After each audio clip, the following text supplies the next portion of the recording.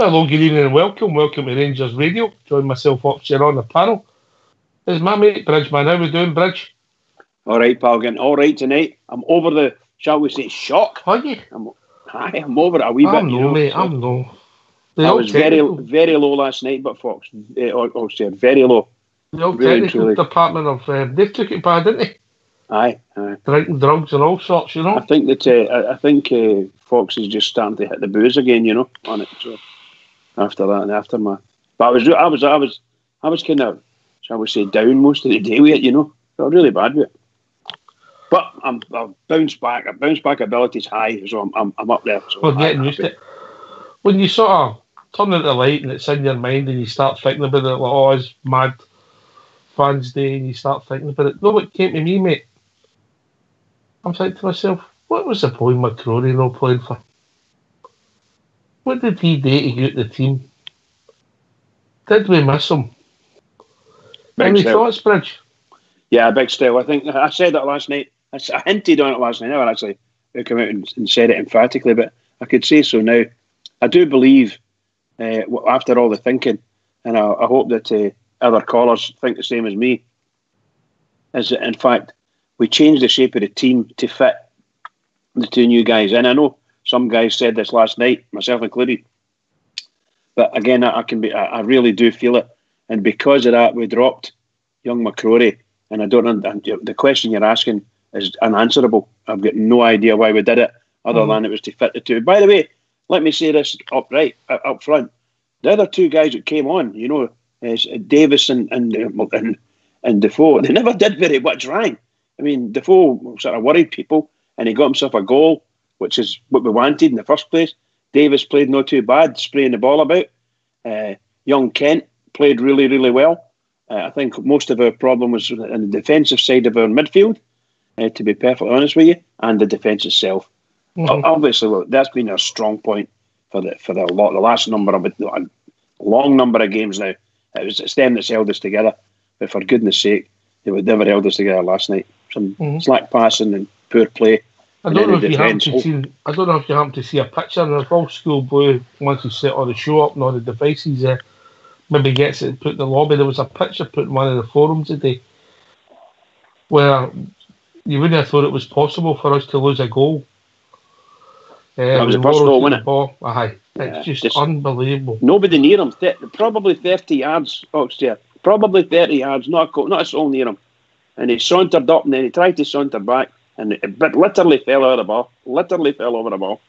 Unbelievable stuff. He's looked like he'll do that a few times in games, mate. Look, it can happen to anybody. Anybody who's played football has made the mistake. Apart from yourself, of course, Prince, yeah? I'll lay it on. You know, but that was, would it be fair to say it was a schoolboy, as we'd say? Absolutely. I mean, as I was trying to say, that the core of our team has been, you know, through the middle. You've got a good central defensive pair, you've got a really good goalkeeper, and those three, between them, you could say they were at fault in both goals, right?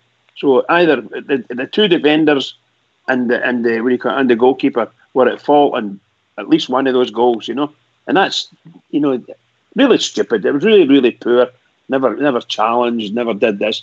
You know, I don't understand why McCauley just let that boy run 25, 30 yards and have a shot at goal. And then how come McGregor, who's an absolutely world-class goalkeeper at times, doesn't see that ball coming? Yeah, I mean, you know, McGregor for me saving that at least 8 out of 10, mate. I've got to be honest.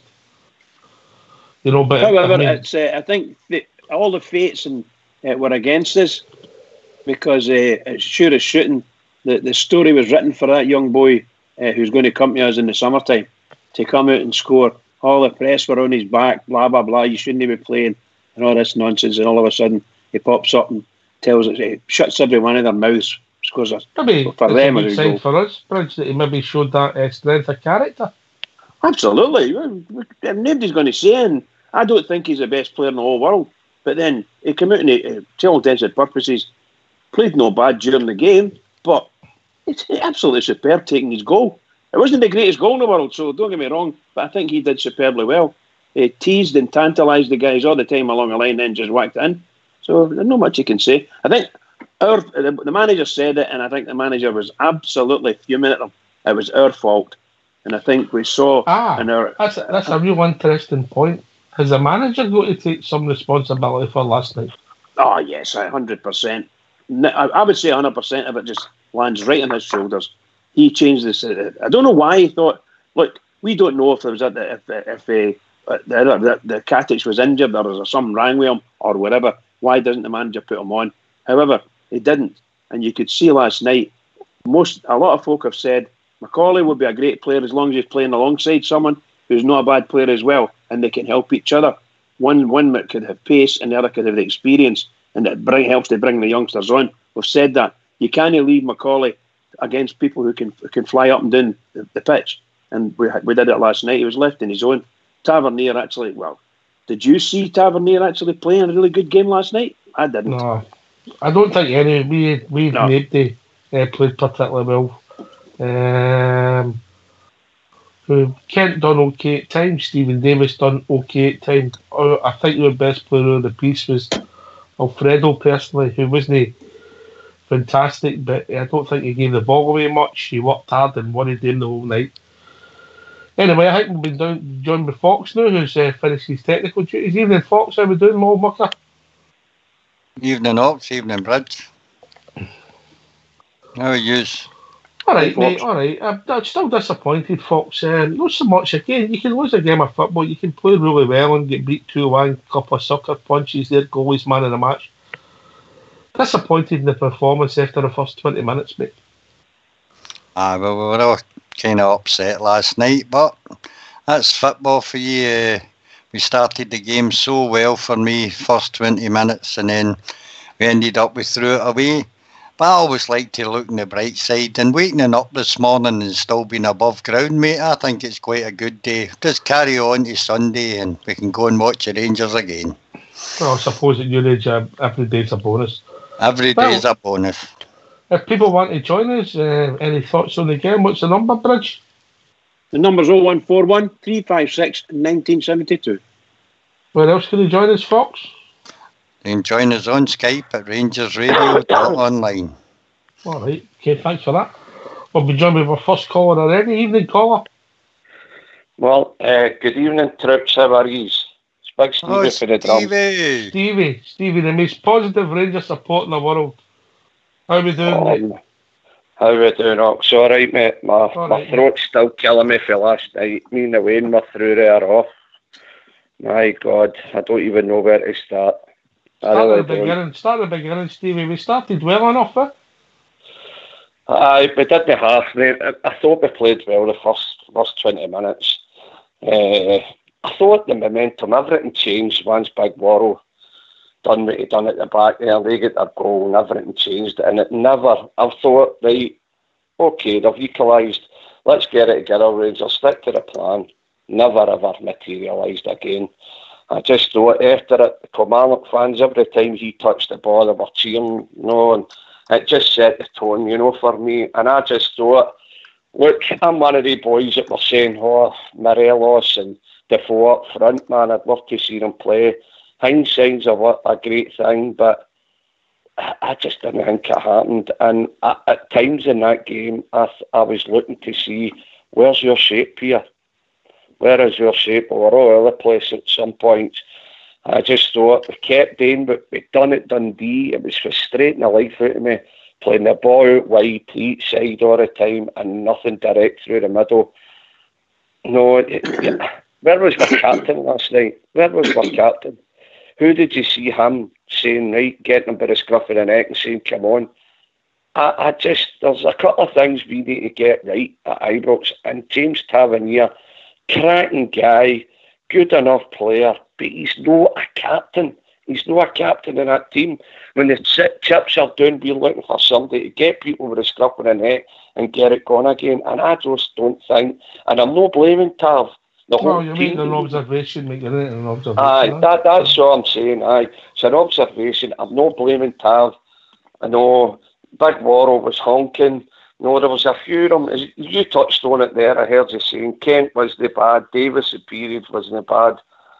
I don't know. If that was a diamond shape that we were meant to be playing, I couldn't see it at times last night in that game. and see our defence, well, we're lacking in pace big time. And you know you're playing Jordan Jones, who's a whippet. I mean, let's be honest, that's what he's got in abundance of speed. And he walks by them, absolute walks by them. McGregor at times, his distribution, once again, I'm sick going on about it. And I think, I'm not too sure about Fox that he's on about it today. His distribution at times is, once or twice last night, his distribution was woeful. But look, we're expecting after the Beggars match for us to get there, sleeves rolled up, let's go and do it. Looking back now, would it have been better just playing the team nearest that beat Celtic? Maybe one or two changes with goals in it. The team nearest that, Ross McCrory, I'm sick going on about the boy. I don't know if it was your Sherlock that says, why was he left out the team? You know, the bottom line for me is I would have Ross McCrory in that team every week, especially after his performance at Ibrox against Celtic. I just feel last night there was a few things in hindsight, you're looking back going, oh, maybe we should have. But again, I'm like most of the Bells. I'll be there through in Livingston, me and wee Jamba boy. Us two will be through there cheering the Teddy Bells on and we move there. I'm a wee bit sick. I know maybe it was Bridget was saying he's recovered a wee bit. I'm no. But I've not moved on yet. But the next couple of weeks I'll be there again, man, giving it loudly for the Bears. I mean, Saturday, Stevie, you'll be back on the solids, eh? Aye, you better believe it. Aye, aye. We'll be there anyway. We'll be there cheering the Bears. Win, lose or draw, is that not the tune? We're just disappointed in the performance, Stevie. Look, you can get mugged in a game, lose 2 goals and play well, but we never played well. No, that's right. I mean, I heard, I don't know if it was yourself, Bridge or Fox, it was saying there about Stevie Gerrard's got to take a wee bit of the blame there last night, you know. So, and I'm not getting no back. I'm on the train with him, but the bottom line is, he's got to take responsibility. We can't keep coming out saying it's not good enough.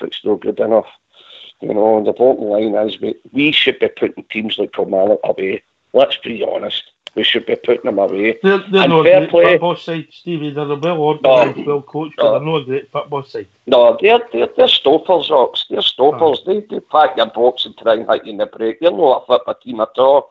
But that's what makes them day. We should be prepared for teams like that. And the bottom line is we should have a plan A and a plan B. And we've not got a plan B. It seems to be when we're on that part. Last night, I just couldn't. I was shouting for him to change it, and I just couldn't. But he did. He put Big Lafferty on, but again, I don't know. I don't even know. It's all post-mortems, isn't it, guys? But the bottom line is we'll be there, and I'm just sick as a parrot. I really am. These Quincy's are hard. Anyway, we'll be joined by Blue Shadow. Evening, Blue Shadow. Evening, Ox. How we doing, my man? I'm still disappointed, Blue. Last night, as I said, the performance really disappointed me. Results, it can happen. You can lose bad goals, but after 20 minutes, we just lost one way.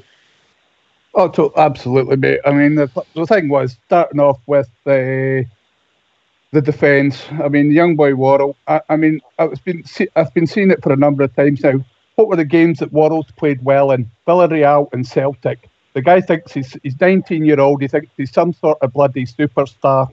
And that's what he pulled last night when he thought he could do a drag back and spin round and beat the guy, and that Brophy just took it off him. And I think it's at time Stephen Gerrard had a meeting with young Mr. Worrell and his agent and says, make your mind up, son. You either give me 100% each time or go back down the road to Forest, because I've had enough of him now.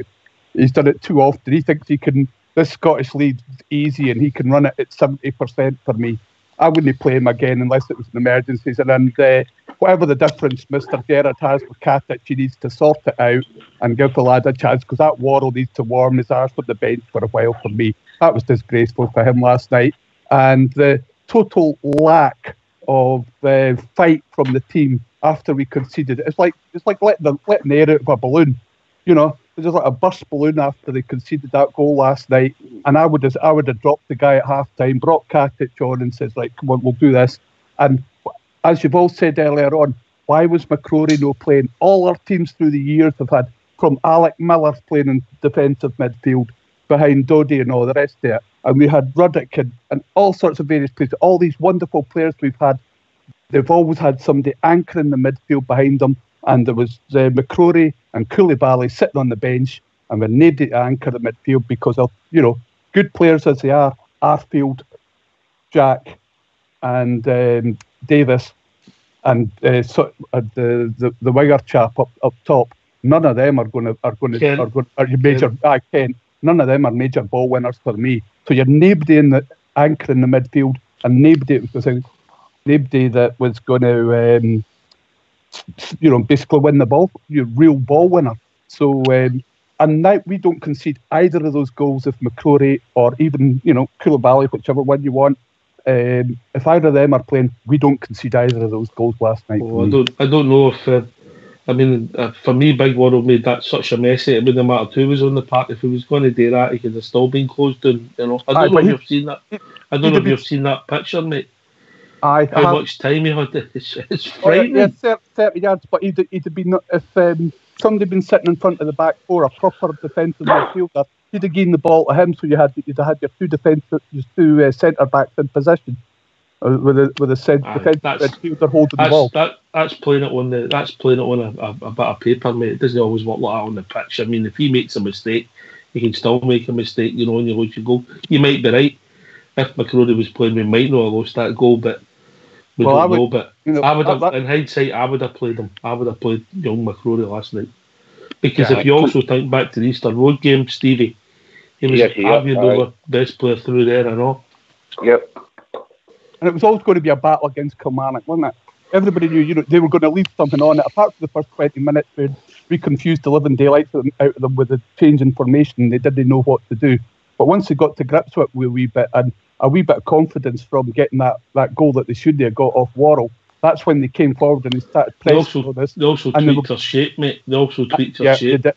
I was just coming to they did that as well. And they started pressing our midfield, and they really struggled to deal with it. And we had nobody in midfield, as I said earlier, that could deal with, the competitive side of the game.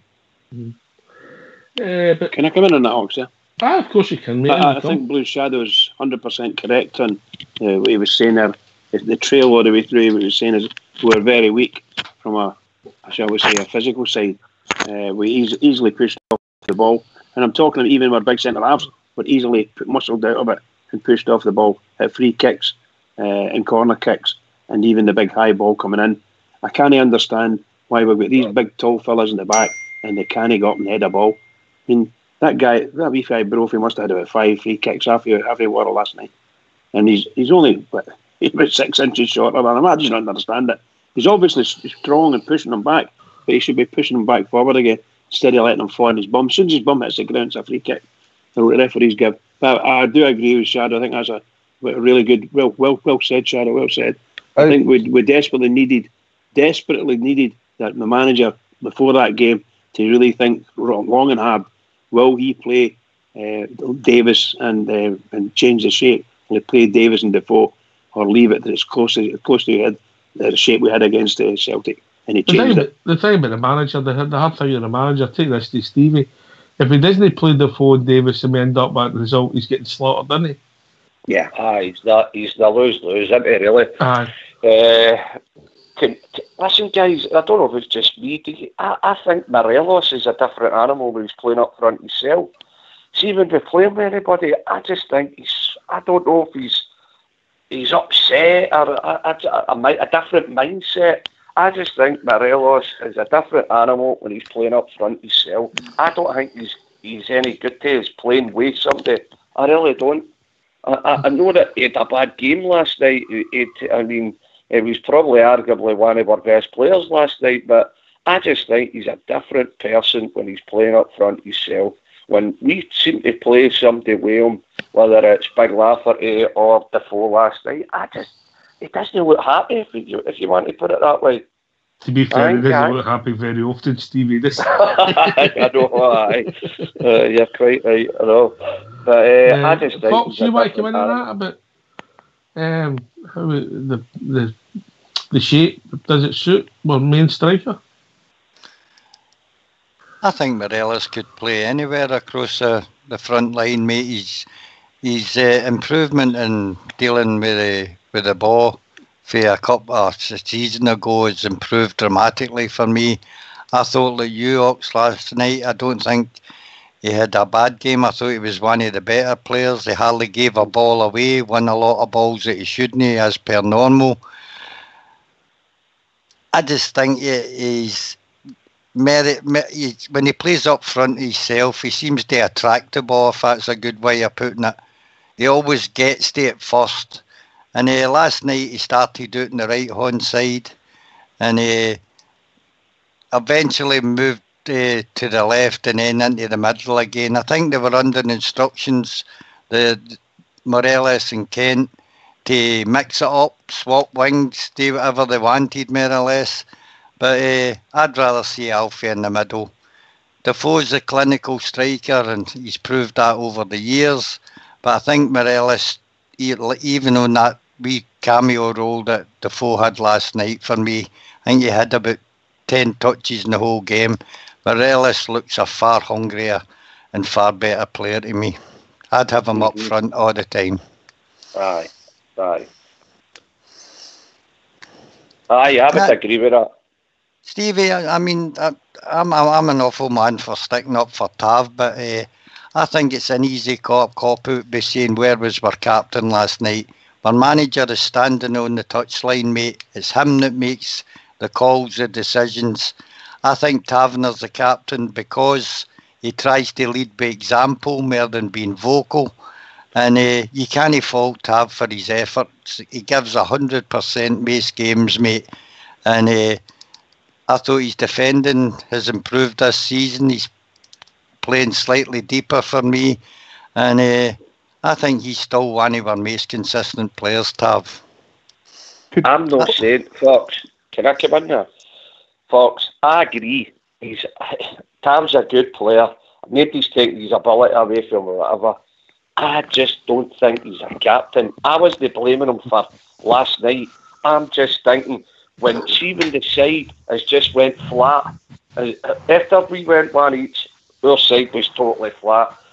There was nobody there. I mean, everybody said that McGregor shouts and balls there, but I don't think McGregor's a captain either. But I just think, maybe somebody central of the park, maybe, I don't know, but the bottom line for me is, I think Tav's a too nice a boy. I really do. He's a good football player, and everything you said, his defending's getting better, a lot better. Everybody can see that. I just don't think he's a captain of Rangers. All right. Maybe talking about nice boys. Big John McCushy number. I knew you were going to say that there. Hi, Cushy. Don't listen to him, Cushy. You're no nice. Evening, gentlemen. How are we? Evening, Cushy. See, I mean, we try to be nice to people, and that's what you get. Blue, you can come in after Cushy, all right? I didn't let him describe you as a nice boy, Cushy. That's a bit strong, you know. once he gives me that money back he owes me, he'll be fine, Cushy. How we doing, mate? Are you back on the solids, or are you still down after the performance? It was, I wasn't even. It wasn't even down actually after the performance. It was disbelief, I think, more than anything else. It was just there was just so much wrong with it. I think that following, our last display against Celtic, which was so good, to follow it up with this performance, which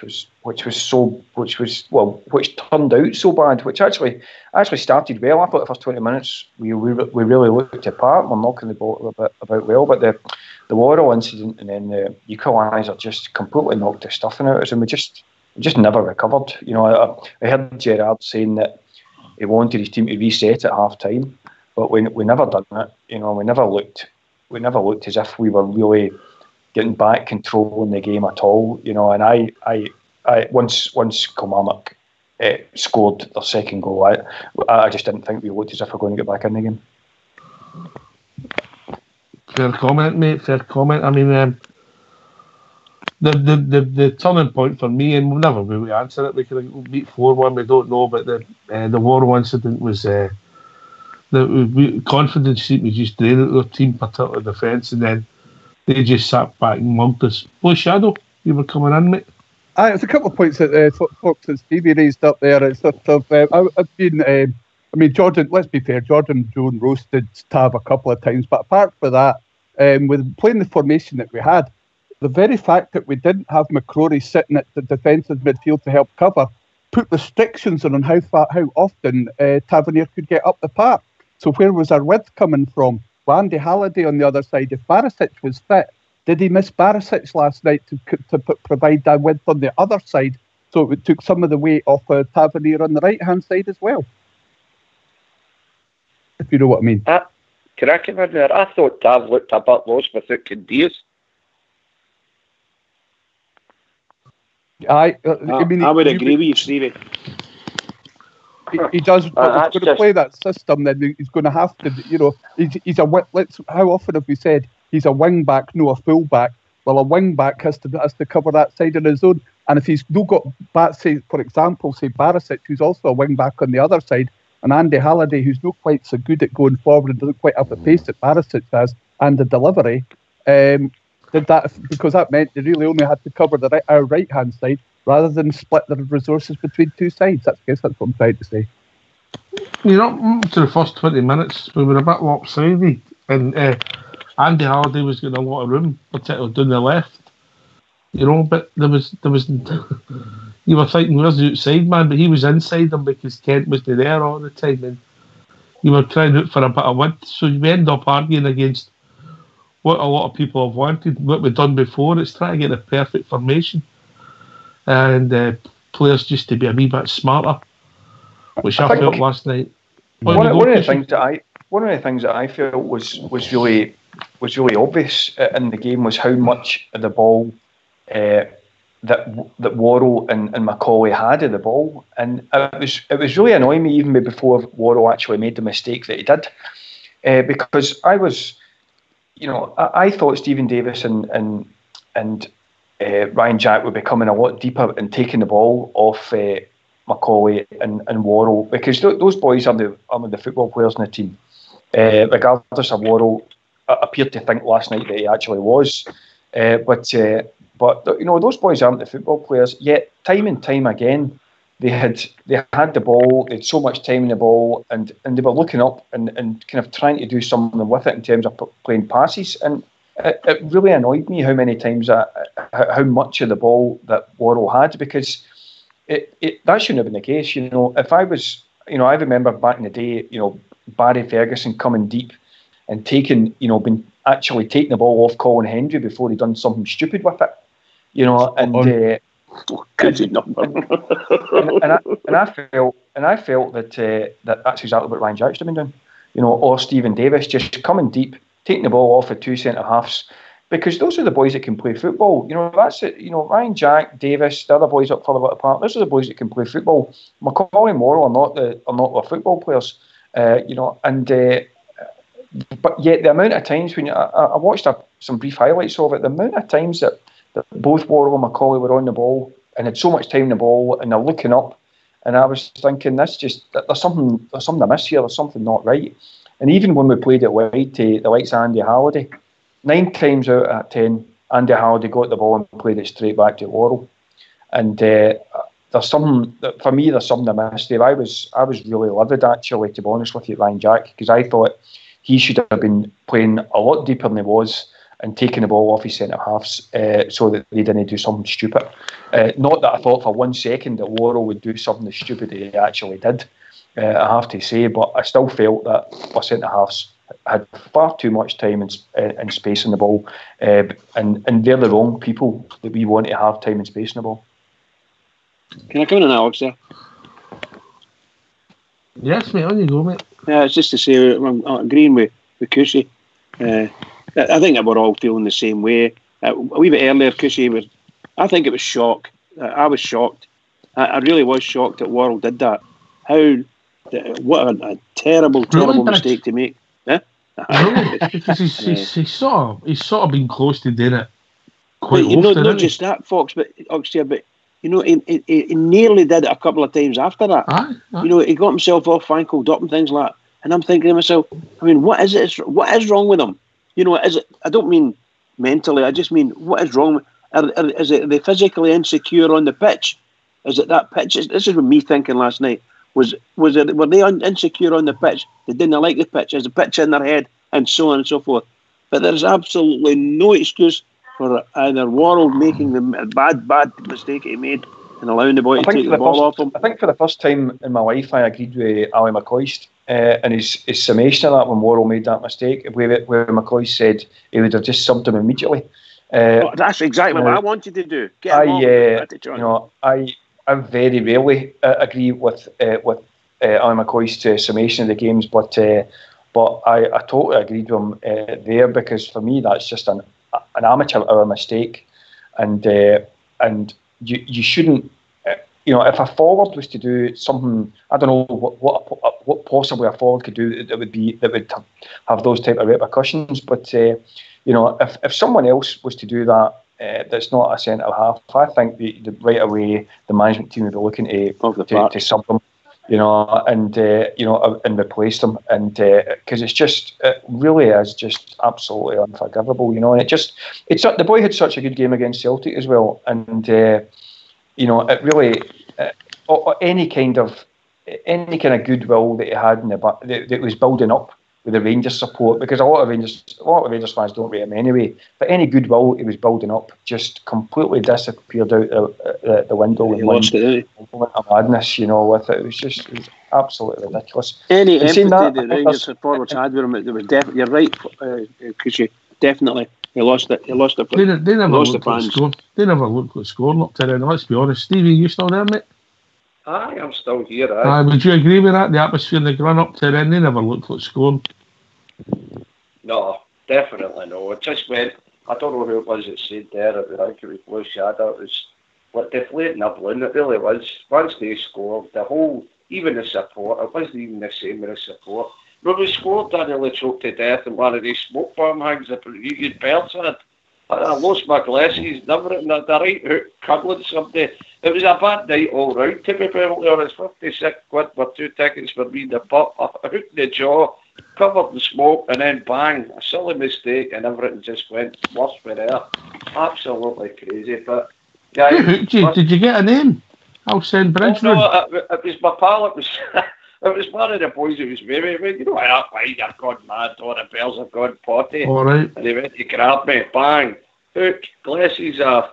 And then I got up once to find my glasses, they're covered in blue smoke. Oh, it was electric in the Rangers end up into the mistake, so it was. And it just went pear-shaped for there, it really did, guys. And I know we keep saying one of these things, and, that's... No, I don't think. I think it's more than one of these things. Though last night, Gerrard for me had a nightmare last night. One of these things, but it was one of these things with Worrell at Dundee and all when they lost that goal. Yeah. Yep. And the trouble is that these are big points. You could argue that that's maybe 6 points. I'm not saying it's just due to Worrell, but he's been a big factor in them. What Cushy was saying there, where he was repeating what Ali McCoy said. I think there's an awful lot of Rangers fans would have thought the same thing. As soon as he made that mistake, for his own sake, the boy, get him off the park, replace him, because he might just go and do the same thing again, or near it, and he did. And will he ever recover his confidence for the rest of the game? Probably not. And so it turned out to be. Seriously, you've got to feel for somebody that does something like that. Obviously, they didn't mean it. He didn't mean anything like that, but dear, oh dear, oh dear. What a roast we got there. Sorry, on you go. I think we're picking out faults, and it's not really that it's to blame, mate. Worrell made a mistake last night. It cost us a goal, but it never cost us a game. It cost us a game because we can't change our tactics. The goals change games, Fox. Aye, they do, mate, but this is not the first time that this has happened. Goldstein had a similar thing where he slipped and let somebody in. Katic has had the same problem. Playing out for the back when you've got people that can't handle the ball is absolute suicide to me.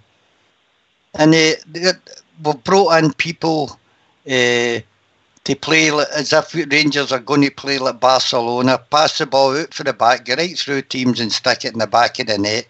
Scottish teams have a minimum of 7 players behind the ball at all times. The thing is, we've recruited well as in the football sense, but not in the physical sense, I don't think. We don't have the option to change the game by going long or going direct, because all our players are all under 6 feet. All the defenders we play about tower above us and win every ball that comes forward in the air. And last night we reverted to that, sending long balls into the box, and we created nothing through it. In the midfield, we've got Stephen Davis about 5'8", Ryan Jack about 5'10" or 5'9", and Arfield about the same size. We're never going to win a header in there. We never won a second ball all night. We've got a tactic, but we've recruited badly to put people into their positions. I'm not saying the players that came in are bad players. They're bad players for the tactics that we're playing, I think. And until Stevie G rectifies it with a change in tactics, I don't know what he's going to do with it, because we cannot play the ball out for defence. It's suicide, and we'll lose a goal every week or every second week through mistakes like that. And I think he's got a lot of work to do, sorting out the defence. If we've got to go long, we need to get people up front. I'm not saying Lafferty's the biggest striker we've got. He can't even win a ball in there. We need to get somebody to sort it out. The tactics and the personnel don't match for me. I don't think going long is going to win you the league, though. I think Gerrard is trying to make us a footballing team. And he's shown that with the guys that he's playing in, that he's brought in for us. So I'm not sure why we would want to go long. To be honest with you, folks, I don't. That's not a Rangers team I want to watch. No, I never says that we have to go. I'm saying we don't have the option to do that. We don't have any options but short passing because of the start of our team and the way we set out to play. I mean, let's be honest. Last night, we all know Alan McGregor's no the best at distribution, great goalkeeper that he may be. You go to the left, you've got Andy Halliday, who hasn't let us down really all season, but Andy hasn't got the confidence to bang a lot of passes for the left back position. He doesn't get as fast forward as Barisic does. The two in the middle, come on, let them have the ball last night, mate, because their only options was they had to knock the ball forward. And the midfielder, Kilmarnock, snapped it up all night. That was a deliberate tactic last night by Kilmarnock to let they two have the ball. Which brings me to my previous point that we should have been doing better than that. We should have been taking the ball off those two, so that we've got playmakers that can actually play the ball. But I think, to be honest with you, I think we're picking and choosing the bits that we think are bad here. I think. Personally speaking, I think Gerrard had an absolute nightmare last night. I think he picked the wrong team. I think he picked the wrong team for the wrong occasion. I think he picked the wrong formation. I think he made his subs at the wrong time. Just about every single decision that Gerrard made last night, he got completely and utterly wrong from me. Nice jacket. Nice jacket.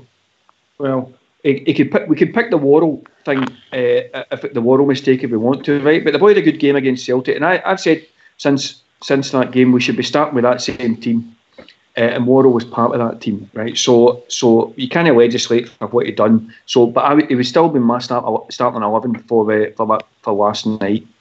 But the inclusion of Defoe and the inclusion of Davis, when Gerrard admitted 7 days ago that these boys weren't fit, right? And in a tough away game on a plastic pitch against a team that's sitting third in the league and possible title contenders, I thought was an absolute joke of a decision. He should have played with, injury permitting. He should have played exactly the same team he played against Celtic, because not only would they have been fitter, but what kind of message does it send out to those boys that started against Celtic when you buy 2 players and they're not fit, and you still stick them in ahead of some of your players that played against Celtic? I thought Gerrard had an absolute nightmare, and I'm surprised that Gary McAllister allowed those decisions to stand as well. You know, that for me, we're talking about a manager being a rookie and on a learning curve. But tonight, for me, and I've said it a few times since last night, but last night for me showed someone coming from the EPL and thinking that half-fit players are players that are getting on a bit will still walk it in the SPL simply because they're used to playing in the EPL. And I think Gerrard totally fell into that trap last night. It's the same trap that Warburton fell into, bringing in Barton and bringing in Crancham and thinking these boys will walk it in the SPL because they don't know it. It was just, when you look back on it, it was the same. It's the same mistake that Paul Le Guen made. We have so many managers that think that underestimate the capability of the opposition in the SPL. They think guys will walk it just walk it in for the EPL. Now they might well if they're in the top of their game and they're fit and have been playing regularly. But bringing in guys like Defoe, who hasn't kicked a ball in ages, or Davis, who hasn't kicked a ball in ages, and expecting these boys just to walk into that tough away match against Kilmarnock, it was a shocking decision for Gerrard, and it's the worst decision he's made as a manager since he's come in here. Can I come in there, Ox? Of course you can, Stevie boy. Oh, I agree with what you said, Ox. See if we would have left Defoe and Stevie Davis out and we get beat, it'd have been slaughtered. But where I do agree with, is it Boswell there? No, it's because she's not quite as posh as Boswell. Where I do agree with Cushy is he should have played the nearest team that beat Celtic. He should have played them. They played well. They played them off the park. And I think it was last night's show, and the way he put it, I was listening. We shouldn't be talking about Celtic anymore. We've moved on for them. We get them last God and we move on. But he should have played the nearest team and maybe eased them into the team during that game. But that's where Gerrard, for me, got it wrong. He should have played the nearest team and eased them in. But hindsight, again, is a wonderful thing. As I said at the start of my call, I was dying to see Defoe and Morelos up front to see how that was going to work. And it didn't. But that's where I agree with the Hangman Cushy. Cushy. That's where I agree with Cushy. He should have played the nearest team that dubbed Celtic. Obviously, the big man at the back's out Golson. So you play the nearest team. But that's where I think Gerrard got it wrong, and that's where I think he should take a bit of stick. We've been joined by JFK. Evening, JFK. Evening, guys. How you doing tonight? All right, Jimmy boy. Yourself? I'm all right, mate. I'm back on the solids again, as you're saying. I just sit and listen to all your dulcet tones there, guys. I agree with a lot of the things that, you know, but look, if we didn't play Defoe and Davis last night and we get beat, we'd all been up in arms, correct? Yeah. No, totally disagree. Think so? You know, totally disagree. I think it was a no-win situation. The fact that didn't play them. Totally disagree with that. Totally disagree with that. Yeah. It's not a no-win situation. How can you be in a no-win situation if you play the team that beats Celtic? How is that a no-win situation? No, you're jumping in there, Cushy. You're not letting me make my point. I mean, you let me make my point and then you can come in and... You know, what I'm saying is that as Rangers fans, we were all desperate to see Defoe and Davis play last night. Everyone is. I was desperate to see him play against Cowdenbeath. Oh, I know that. We know that. But that game's by. That game's gone. But what I'm saying is, right, we were all desperate, me included, to see Defoe and Davis play last night. And to me, it was a no-win situation. If we get beat last night with them out of the team, and we get beat last night with them in the team, it was going to get hung out to dry. Simple as that. But he's played the rank formation. He's proved there last night that Defoe and Morelos can't play up front like the way they tried to do it last night. We were too narrow. We didn't use our width that we usually do when we played against the beggars. So I mean, he's got to learn by that experience. But we're having a moan in here tonight, and I no guys moaning about Gerrard and that. He's made a mistake. Right, let's go on, mate, and let's go into the game on Sunday against Livingston. Wait a minute, Jimmy, we've got to put it into context. We've won 1-0 before. You can't come on and say things like, you know, that Gerard's this and Gerard's that. I mean, the forum. I love the way the guys managing your club. No, I love the way. I think they can. Is that not what the Rangers radio is about? No, coming on and saying that Gerard's I never say that you're not allowed to come on and have an opinion. But what I'm saying here is we need to take it in context. You know, it's not that we've lost to Kilmarnock, Jimmy. It's not that we've lost to Kilmarnock. We've lost football matches through our history, yeah. But if you think about it, the last 4 league games, we've won 1. Yeah. Yeah, we've won 1, 2, Hibs home and away. We 1-0 up with Ibrox, can't hold on. We play well against Celtic, and then we go out and we're flat against Kilmarnock. Well, you're the perfect example, Oxford. You said when we beat the Beggars in the 29th, and we were all on here talking about how brilliant we were and all that, and you yourself says, we weren't saying that this time last week, but that's what football's all about, right? And Gerard's made a mistake, so let's go on with it and go into the game on Sunday and see what if he does it again on Sunday, then I feel then that we've all got a right to gripe about it. But there's a gripe and there's an opinion. To me, it's just turning into a moan fest, and that's not what Rangers radio's about. Surely we can have opinions. It'll be critiquing the match. We've got to critique last night's match, whether we like it or no. We've got to critique it. Of course, aye. But my opinion is I feel that he was in a no-win situation. Play him and get beat, and no play him getting beat, and we'd all been up in arms. Maybe worse here the night we'd have been shouting and bawling. Oh, no. I disagree, Jimmy. Maybe you're both nearly right. Maybe it should have been just one of them played and one of them on the bench, because one of them looked a bit sharper than the other. Aye, I'm not disagreeing with some of the points that Cushy's making. What I'm saying is, it's obvious that the two of them weren't match fit, and I agree to the extent that he's talking about that previous managers just thought that you could bring a player for the championship down south and bring them up and they would walk it up here whether they were half fit. I agree with Cushy's opinion on that, but I just think that we're getting a bit overboard. And the fact is that, he got his tactics wrong, so he got his tactics wrong, and he's got to live with that now. And he said that, blame me. So let's go on to discuss the game by all means. I mean, the nightmare that was Worrell, we could go on and go on about him all night, but he's done it. He'll never drop Worrell. He'll play Worrell when he's there. So that's never going to happen. The personnel he picked last night and the formation he picked was totally wrong, and he should have stuck with the same formation. Stevie, you were at the game last night, yeah? Yep, aye, yes. And the Bears were excellent, but after Worrell made that mistake, another ricket for Worrell, and you might have had the Bears turning on him. Oh, you could hear it in the stand. They were going after nut. They were going to... Listen, see, look, Jimmy's got a point, but also, so is Cushy. At the end of the day, Rangers Radio is about opinions. It's not always going to be rosy being a Bear. You're not always going to come on here and talk positive. Surely after last night... The only opinion that counts is Bridgman's. Nobody else's matters.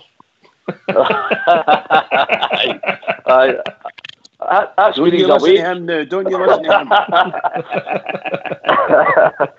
So for me last night in the stands, every time after he made the mistake, every time he got the ball, Kilmarnock fans were, oh, here we go, and you could see it was getting to him a wee bit. So I never expected to see him coming out in the second half, I'm going to be honest, but he stuck by him. And to be honest, he didn't really, he had the mistake. After it, no, he didn't really make any more big, serious blunders or nothing. But the bottom line for me was coming out the stand in the Chadwick end where I was, they were giving it large. No. Listen, we're a hard bunch. The Bears are hard to please at the best of times. We want to win every single game. And not only do we want to win, we want to play like Brazilians.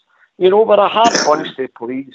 Jimmy's right. Maybe we would own a wee bit tonight, a wee bit money. But Jimmy, it's not always going to be happy days of smelling of roses.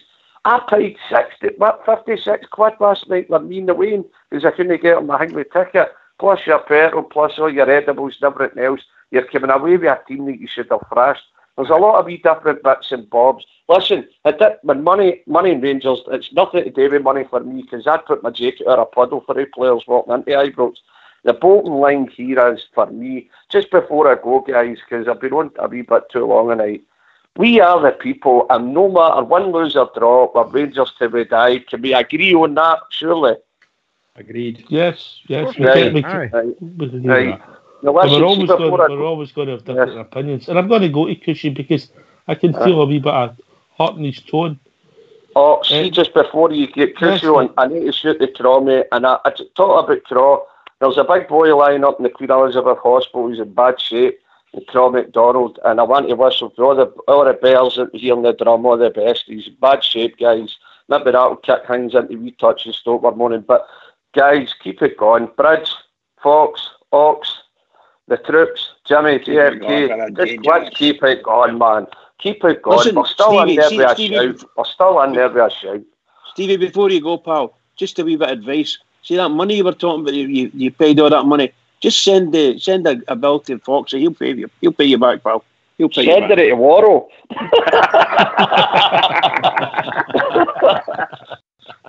I think if he threw his tab into the crowd last night, it would have been flung back on him.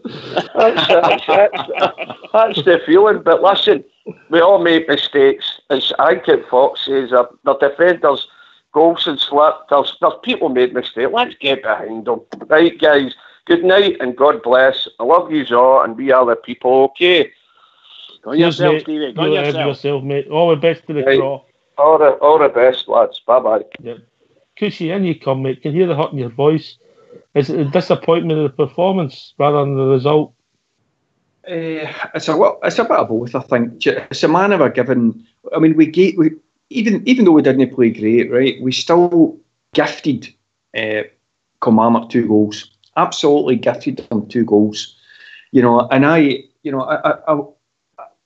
rack my brain sometimes to remember when opposing teams gift us that type of goal back. It never seems to happen. Yet we seem to, we certainly done it. We certainly done it last night. For me, our central defensive partnership had 2 things to do the entire night, and they absolutely failed miserably at it. Even the second one with Jordan Jones' goal.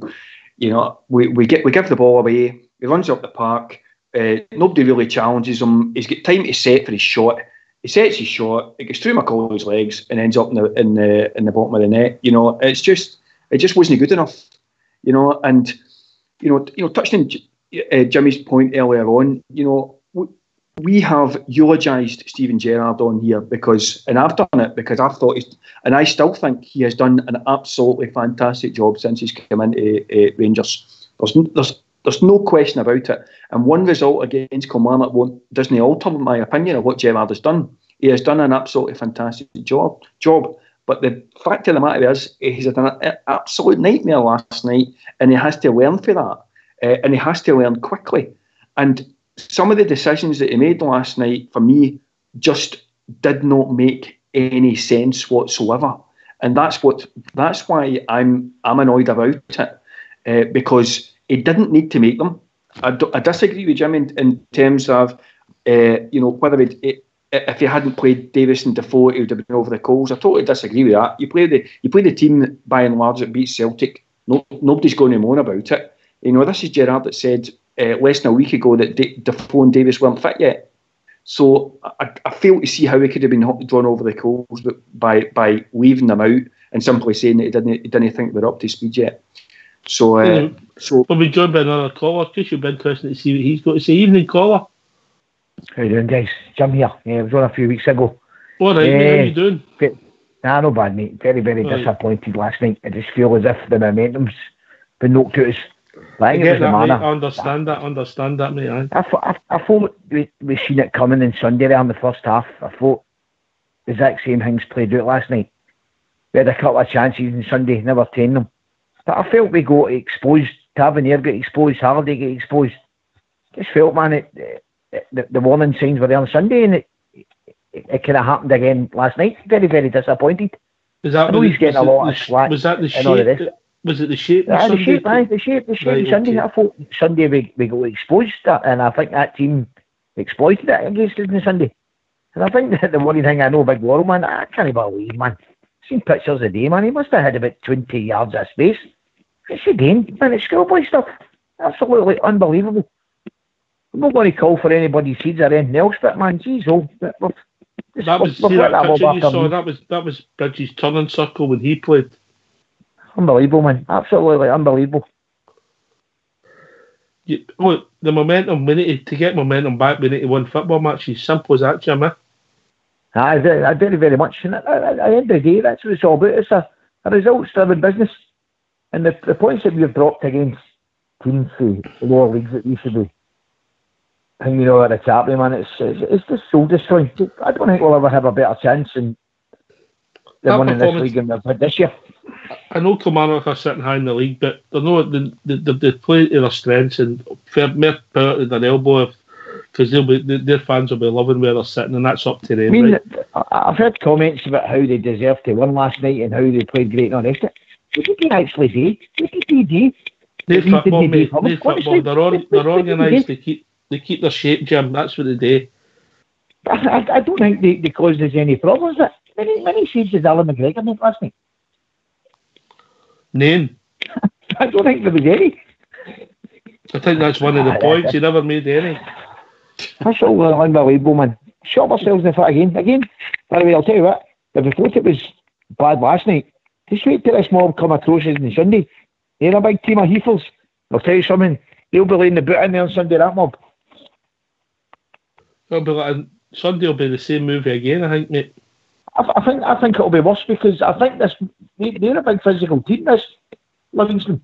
And on their own pants, they put it about against us last night. We better toughen up. Tell you something, if we're feeling sorry for ourselves, then they're going to know about it. Because I think the fans are just kind of twitting, by the way. I think these referees got away with it now. Really do. Bridgeman, you need to win football matches.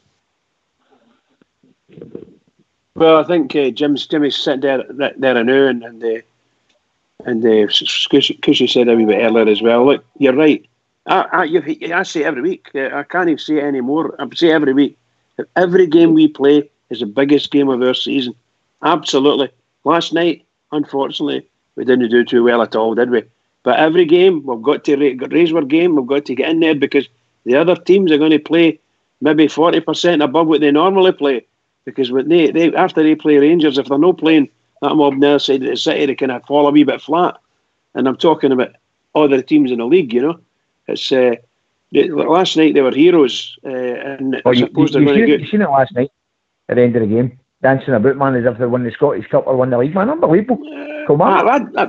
I don't mind them doing that, pal, because we do it. Our fans do it. When we won, particularly against the Tims, where our fans went mental. It was fantastic. I was part of it. So I don't mind that too much. As Kikuchi said, his summing up was really, really good. I think there was 3 players involved in the 2 goals, and they're the 3 players that you would expect us not to lose the goals, and that happened. Big time. Yeah, but we have to win games upstairs. You're saying that we have to win games starting on Sunday. We need to win the games. Aye, it's all about momentum. Listen, lads, we're not quite at 10 o'clock, but we'll have a tune and then we'll come back to it. Get yourselves on mute and we'll have a tune for, I think, All School Blues selected it tonight.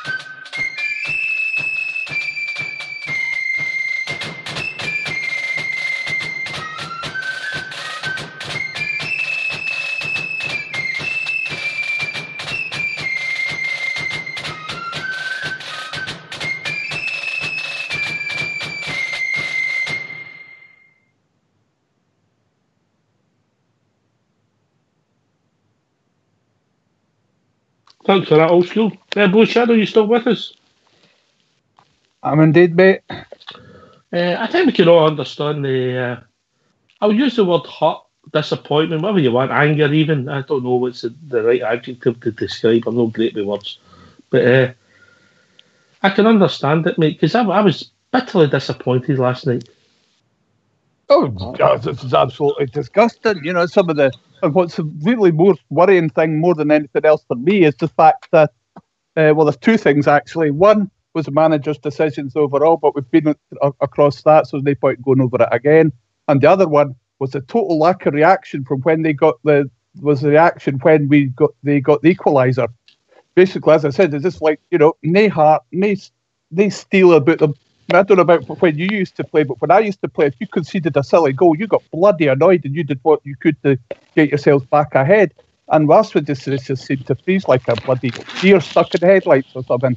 And that's worrying for me rather than let's get back into this game, let's get it sorted and let's get this game won, which is what you would expect from a Rangers player. I think the other thing, Blue, is it is frustrating because it's not a football match as such. They're stopping you and then try to counteract. But we've came up with that enough now. We should be able to handle it. Well, they should be able to handle it. And the fact was, if it's not working, which clearly, I mean, 5-10 minutes into the second half, it was clearly whatever was said at halftime was not working. And for me, a manager changes it then. I mean, any manager worth his salt changes it then. And if Stevie Gerrard doesn't know what to do, surely Gary McAllister does. He's been a manager often enough. And you saw him standing talking to somebody. I didn't know who it was, but it was the Gary McAllister. And I'm wondering what's going on because there seem to be no conversations going on between Gerrard and McAllister during the game. And now, if that's his number two, that's a bit worrying for me. I think it's Michael Beale who seems to talk to during the games. I might be wrong. Is that who it is, Fox? Yeah, I think it is Oxtear. I think it is. I think it's Michael Fox is obviously busy. Aye. Well, Gary McAllister's supposed to be his number two, isn't he? Aye. But maybe just the way that it works. I mean, every coaching staff works differently, you know? Yes. I think Michael Beale's the tactics man. Yeah. Fair enough. Can't argue with that. You know, we get a bonus this week, yes. Well, what's the tactics and all the rest of it? It was a mixture of a change in tactics, too many experiments. I mean, one of the things which we never touched on was Ryan Kent. Now, Ryan Kent seemed to be given some sort of free roll at the point of the diamond, and he kept rolling out to the left, and he was being effective rolling out to the left. But when they lost the ball, that brought me right back to when Bloomin' Windass used to play that position when he was under Warburton and left a huge hole in the middle of the park. And they had their midfielders in there, and they could then push up on and create havoc with our midfield. So I think, let's say, one of the biggest mistakes was not playing a proper central defensive midfielder for me. Cushy? Yeah, I think for me it was we were trying to shoehorn Defoe into the team for the two up front, and putting Kent in as the kind of tip of the diamond, as the guys said, where it obviously was his natural position. He's trying to move out left. It left a hole. You know, I totally agree with Willie Shadow staying there. But for me, it's not so much the Kent doing that. It's the fact that we almost altered our entire midfield and the formation, the way we play, in order to try and accommodate Jermaine Defoe. Now, I think, and I've said right from the start of the season, I think Steven Gerrard has always tried to get two guys up front. So he's obviously tried it again here, just like he did against was it Ayr in Lafferty? Was it Ayr and Lafferty or someone with it? First time we tried it with Lafferty and it didn't work either. So we keep trying this two up front. It keeps, to be honest, it keeps failing. You know, we keep getting beat because it appears that our midfield who are sitting behind whoever's playing up front just don't have the strength and the capability to be able to control a game. For me, personally speaking, I thought Jermaine Defoe was the worst guy in the park, regardless of whether he scored his tap in or not. He looked every inch to me a 36-year-old has-been who is picking up his pension in the SPL. And I know that sounds really, really harsh. And I know he's not had he's not played a lot, and I know that he's probably not fit. But if that's the case, why did he start that game? So in starting him last night, all it did for me was highlight his lack of fitness and how much pace that he's actually lost. Based on that showing last night, I don't, regardless of whether he scored or not, I was really disappointed in what I've seen from Defoe. I was much more pleased in what I've seen from Davis, but particularly in the first half, and he certainly faded a bit. But I could see what Davis was trying to do and how he was trying to do it. But for me, Defoe barely had any impact on the game at all. And eventually, I felt such was his impact that we were playing with 10 men. He had so little impact. So for me, that was a worry, because have we really got the time to get Jermaine Defoe fit? And even if we get him fit, is he going to be as sharp and as fast as we would like him to be? I'm not so sure. And given that we desperately needed backup from Morelos in this January transfer window, based on that showing, I'm not sure Jermaine Defoe is the man to do that. Can I come in on here? Yeah, of course, just quickly. Right. I've never liked players getting their fitness in the Rangers first team, mate. I don't like it. Bridgman? Yeah, I love the way the things that Kush is saying, and the way he's saying them. It's all from the heart as well. I didn't think, I don't know how difference in my opinion is it. I didn't think Defoe was that bad. I think Defoe will probably realise when he came off that park that he had never been marked with so many people, man-marked with so many people in all his life, and he's had a long career. And to me, it just seemed every time he went anywhere near, or he thought the ball was going in, and there were 3 men on him, and they were just shoving him out of the way, and he was just getting passed from man to man. It was never going to be a big hit in that game. And that's why I said, long before the game started, we shouldn't be playing both Davis and Defoe. Absolutely no way. We should be playing with people the team that finished the game with Celtic or started the game with Celtic. That's what we should be. That's our basis. That's the best, certainly the best spirit we've had in the team, best determination we've had in the team, and the best heart we've had in the team, and all the skill in the world to go with it. We're playing at great pace, a lot of panache in our play, magic to watch. And I'm afraid that it just kind of fell flat on us last night. And that's no disrespect to any of the boys playing. I thought Kent, once again, proved to be a really, really clever player. But unfortunately, we couldn't make it all count, because I think one of the boys said a wee bit earlier, sometimes there was 9 men in defence. I think it's Foxy was saying that. Sometimes there was 9 men in their box. I mean, that's incredible. That type of crowded box. So to me, what you're looking for is somebody that come out with a big blunderbuss of a shot and just blast it, run about knee high, and let it go through there. And if it hits them, it might ricochet into the net. Other than that, they're going to beat every pass, and any high ball comes in, they'll meet it. Big fellas, Okay. Yeah, JFK. I can't argue with anything the guys are saying there.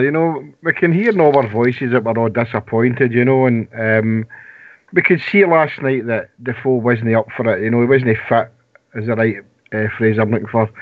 Stephen Davis, I agree.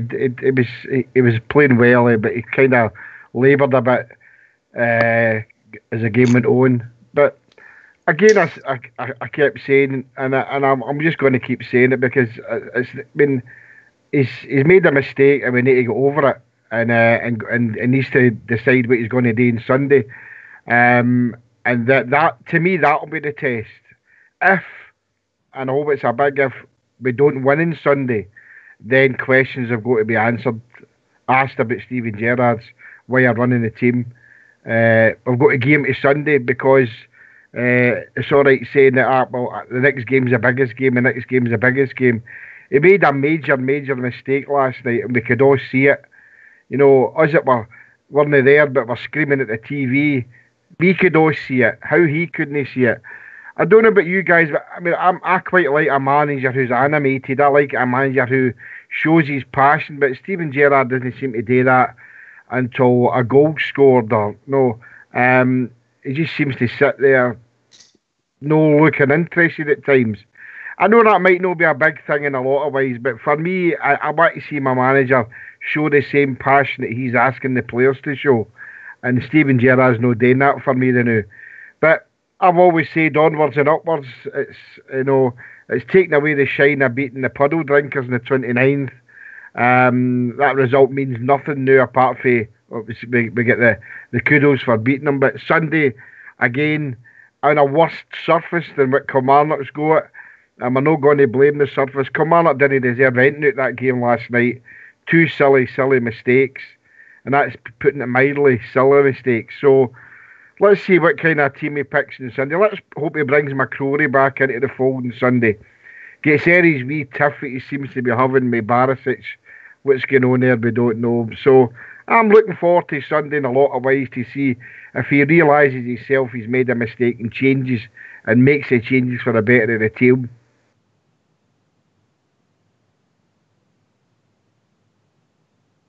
I think lads have been a wee bit unfair there to both the strikers, to be honest, because I don't think, particularly for the last hour of the match and perhaps even longer, that we got enough chances into the strikers to do anything with. Service, boy, you're right.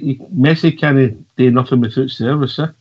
No, you got to have service into the strikers, and that's what Defoe is. Defoe is and has always been is a poacher. He's a predator that we've no had, which Morelos isn't. Morelos will score you wonderful goals and he's great physicality and he's setting things up, but he's no poacher. There's far too many balls have gone across the front of the opposition 6-yard box and we've no stuck him in the back or Fredo's no got there on time, and I reckon Jermaine Defoe will get there on time. So I think it's something. It's a work in progress. It's difficult to live with, but we need to get the points. You're absolutely right. But the biggest crime was the lack of reaction when we lost the goal, and also the failure to change it when it was clearly whatever was discussed at half time didn't work, and he needed to change something. And Ross McCrory was warming up, and I thought he was going to bring him on, and that would have had a huge effect. It would at least given that power and that other guy someone in midfield to think about.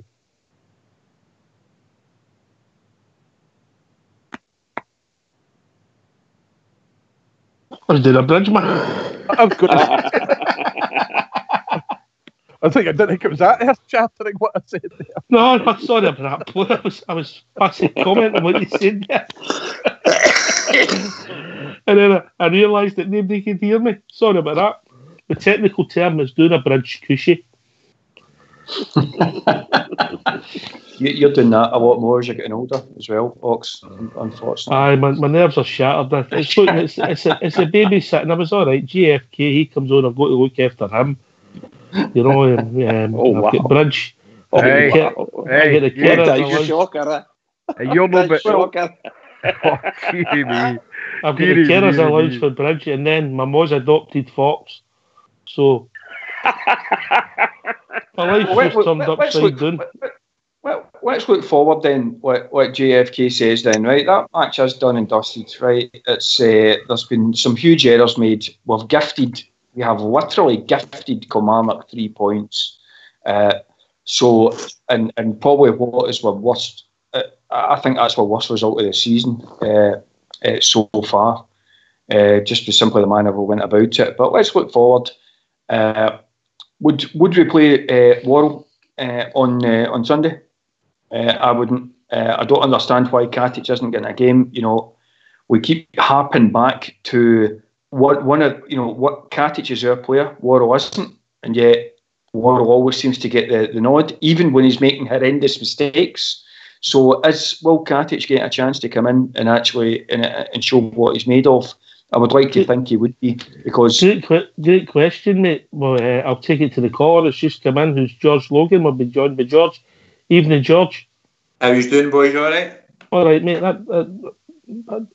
GFK's left us. George, did you hear what Cushy said there? Aye, I did. Good question, mate.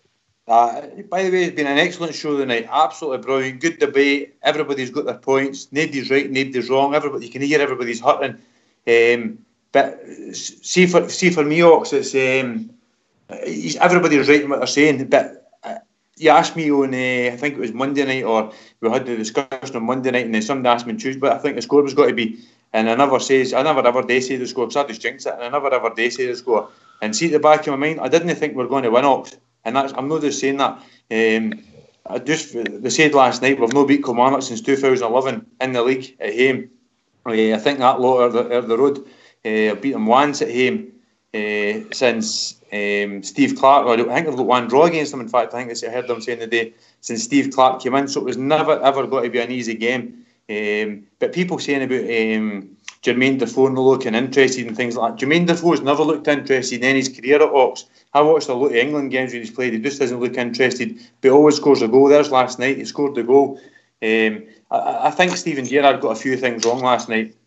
I think I would have changed it pretty quick as well and went to straight. I thought that we should have went with 4-4-2. Don't get me wrong. I thought that. I said that to you the other night. I thought that would be the formation I would have went with. But when I seen how the game was panning out, I think it was a quick change like we're talking about. Put Ryan Kent out wide, somebody else out wide at the other side, and get and use the full width of the park. I think that's what we had to do last night. So I think Steven Gerrard got that wrong. But no, for a second, I think that people didn't look interested. And for me, it's not taking away the shine of the 29 for me, Ox, because I said after the 29, they've got to drop points, we've got to drop points.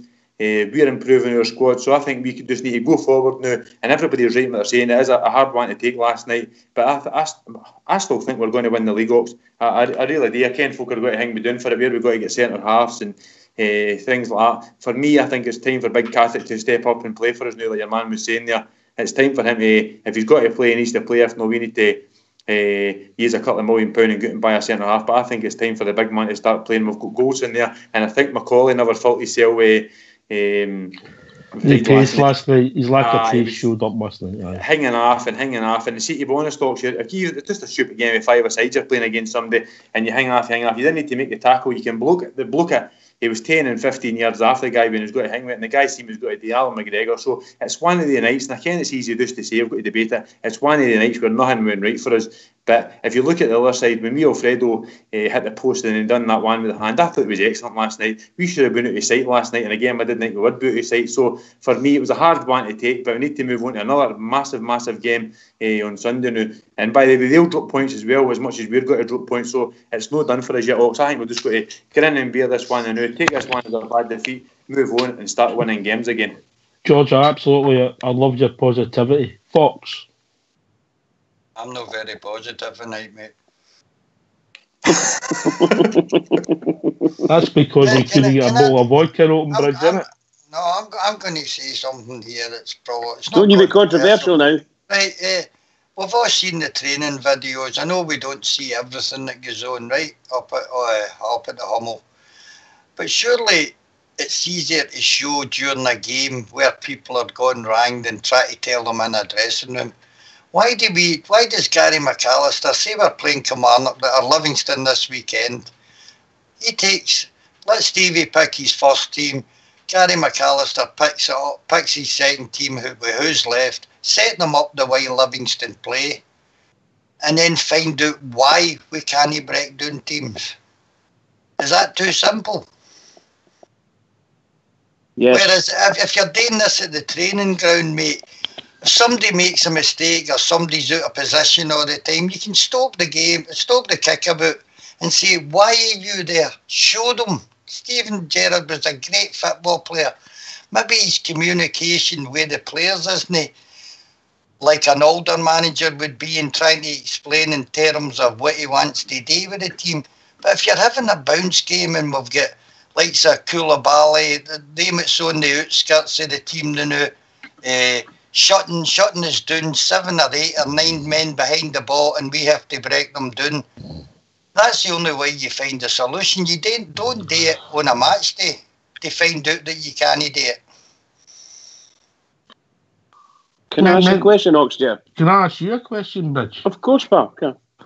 Many years ago, I came across a coach who once changed a game quite quickly and changed it back within 5 minutes only to get the other team thinking. We seem to be sometimes void ideas. Now, I watched what he done Clark last night.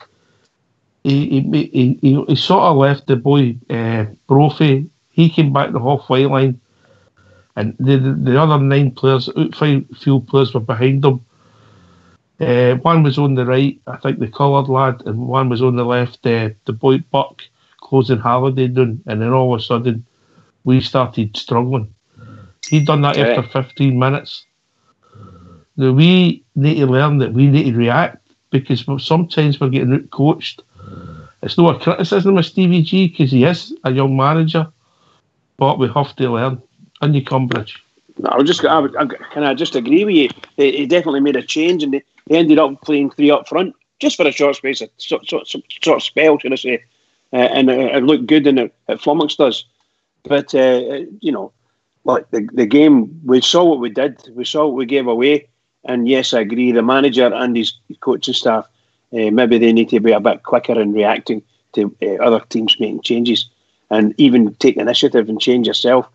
For instance, one Cushy was saying earlier, and I was saying myself as well, and in my opinion, I was ready for what Alan McCoy was saying, just take him off and put Katic on, because he might never get through the game. If we lose this game, that's what I was saying. If we lose this game, the Bears will never forgive that boy, blah, blah, blah. But we're past that now. We're really past it. I'd just like to ask this question. I haven't seen any newspapers today. I don't know any stories about what happened. But has that dreadful tackle been picked up on that boy Brophy did on Ryan Jack? And they never got a red card for it. Did any of the pundits saying about it? Any of the newspapers pick up and do a 65-page pullout on it? How bad it was? I think it's been debated in Parliament once I finished the Brexit. Exactly, pal. Exactly. That was it was a bad tackle. Was a bad tackle, by the way. And there was another one I wanted to ask you about. I thought, I'm not dead sure if it was a penalty or not, because I'm not sure if he was actually in the box. But the one when Ryan Kent was running past the boy, and the boy grabbed him by the arm and just pulled him back. That wee nippy one pulled him back. For me, Bridge. No penalty there. And then he followed on, the guy blocked him. There could be there'd be 20 penalties a game if that was a penalty. I know sometimes that you say it as a foul, but if it had been going against us, you wouldn't have been pleased, yeah. Yeah, I'm happy. No, I'm happy. That's the way I judge them. That's what I thought at the time, and I thought that could have been a penalty. But I know we shouted for other penalties and a couple of handballs, but I didn't think there was much in it, to be honest. Just getting back to your original point, though, Ox, I think we're giving Stevie Clarke and the likes of Derek McInnes, for example, too much credit against us.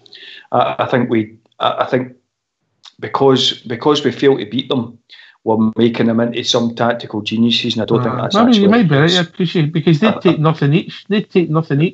Because their tactics are stopping us playing, and certainly in Aberdeen's case, their tactics are stopping us playing and then hoping they get a set piece or we make a mistake or something like that. It's tactics of hope rather than expectation. And I think Stevie Clarke, although you're absolutely right, he made his adjustments. Those adjustments are to stop us playing football, and then he's hoping that again we make some mistakes, or he gets a set piece or something like that, and we,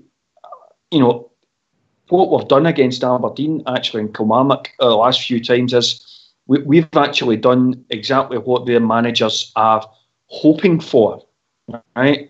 But that I don't think that makes them the tactical geniuses that we're making them out to be. That is tactics of hope against that's tactics of hope against expectation. They're set up, they're trying not to get beat, they're hoping for the best, and we keep making an arse it. And that's why we're losing these games. I would agree that both these teams, not so much Aberdeen, but Kilmarnock last night, and at Ibrox, by the way, when they drew one each, when they changed his formation, I agree they'll take nothing each at the start of the game. We won't. Exactly. And I think, don't get me wrong, I think Stevie Clarke's done a fantastic job at Kilmarnock. I mean, he's took them from the bottom of the league to second top of the league within 12 months. Uh-huh. The job he's done is absolutely phenomenal, and he knows how to set up a team that's hard to beat, and he knows how to set up a team that can win some games in Scottish football. But when he comes up against ourselves or Celtic, he's hoping for the best, that those tactics are going to get him through the game.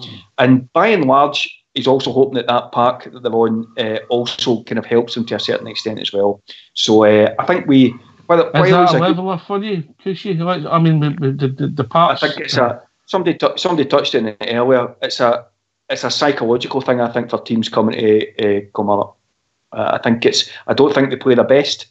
I was watching a few of the 50-50 tackles getting in. Kilmarnock players won almost every one of them, and I think that's because they just know the park and they're used to the park. Whereas our players in the midfield weren't quite committing themselves because you don't want to do it for the rest of the season. So I think there's an element to it, but it's not a footballing element. It's a psychological element, and I think it helps them. I think it helps them slightly in that respect, particularly when the opposing team is starting to struggle, because then I think the Kilmarnock players can sense that, and they know they're on that park, and they know things are starting to slide slightly in their direction. But go back to your original point. I think Stevie Clark has done a fantastic job at Kilmarnock, but I don't. I think we have to be careful not to talk them up too much when their tactics are basically to stop the other team playing and hoping for the best. I can also say, because I agree 100% what you're saying, but I do think that the pitch is a big, massive plus for the like Livingston and what do you call it, and the Kilmarnock and Hamilton. To be honest, their players play far better on their pitch than other teams play, unless it's a really good day. But see, like last night, it was raining, it was a cold night, and so on and so forth. That ball moves and does some strange things when it hits. It makes some of our players look really late. They're going for the ball and the timing's out, and it's a swerve on the ball and the spin on the ball on these pitches. It does spin quite a lot, and it's a considerable movement. But the Kelly players are well used to it, and yes, they looked as if they were going in there 100%, and our players weren't. That's what it looked like at times, and it's not quite true. What I would say as well is for teams that tend to pack in their defence and sit in, the standard way to get round about that is to widen the game as much as possible and try and get round the back and get two wingers on and really try and stretch the game as wide as possible. That is how we play football. We have Kent on the left, Candace on the right. That is how we actually play football anyway. So we kind of say to Gerrard after a result like last night, why can't we alter our tactics? But actually, he's altered his tactics in the kind of reverse way from actually last night in terms of how we actually play football. And we've still not beat Kilmarnock, as somebody says, since 2011. So something's not working, or we've just been unlucky, or I don't know what. But if you're going to beat a packed defence, the standard way to do it is to stretch the game as much as possible, to get two wingers on and try and get crosses into the box and get behind the defenders. But when you look at the way we have played the game the last couple of years, that's exactly what we do. And yet, can I just say, because Jimmy JFK was saying last night he thought the game was really narrow, which is what you're saying. The way we set ourselves up, it was all narrow stuff. And what it was, what we're really looking for was, caller, mate. Evening, caller. Hi, Ox. It's Saw here. How we doing, mate? You all right? Good, good, thanks. Good. Aye. Disappointing last night, eh? Aye, it was sore, mate. Very sore, mate. Aye, I think we can try and paper all the cracks so we like. We're putting in there with what we think's a bit of momentum. We're looking for a performance or a result. Either or, make it neither. So it was sore, mate. What's your thoughts, mate? I phoned last week and I was talking about maybe one of the midfielders getting dropped. I didn't think we'd have played the diamond, to be honest. I would have rather played Candace and Kent on the wings with the two midfielders, the four across. Mm-hmm. But the diamond just didn't work last night. I don't know. I think it's down to. I thought the movement last night was poor and all. That didn't help us playing in that tight, narrow space. First 20 minutes we were like, not quite like Barcelona, but we played quite well, and then we lost that goal. But it just seemed to, the confidence just seemed to drain out us. I know. But do you think, like, I'm not trying to stick up for Laurel's mistake here, but do you not think, like, he was looking for movement in front of him, and then he realised obviously it's not happening. He's turned back, got himself caught, but when really he should have played the ball at a diagonal into the corner and hopefully picked up a second ball for there, you know.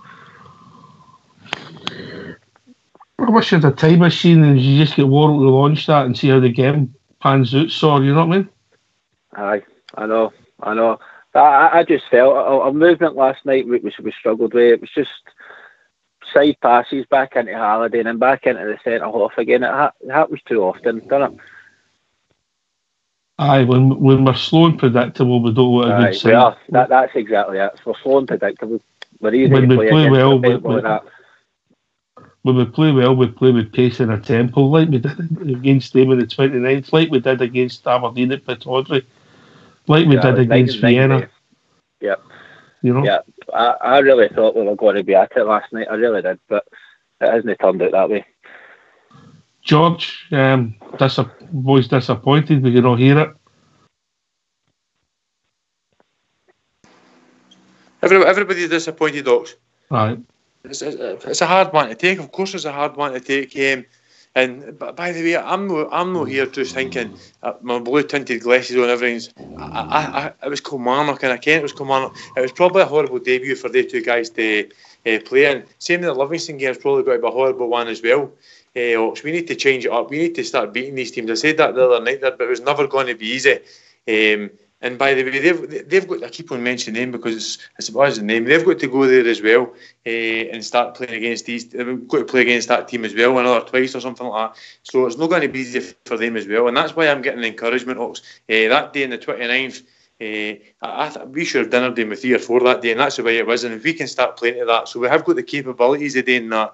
Big Worrell's became a bit of a whipping boy. I would take him into the team for the simple fact that his nerves will be absolutely shattered now. And by the way, I've heard you saying a few times he didn't think he was up to it. A lot of folk say they didn't think he was up to it. I thought he's a 19-year-old laddie and you give him that wee bit of a chance. But after last night, I mean, people are saying he was looking for... It was one of these things where he just made a complete and utter balls up it last night, and that's what it was. So you take him out the team. If Katic isn't ready to play, we've not got anybody else, you're going to have to put young Ross McCrory in there or do something like that. We're going to have to do something because that laddie can't play in that team on Saturday. Because I remember I was at the last Livingston game when we played them.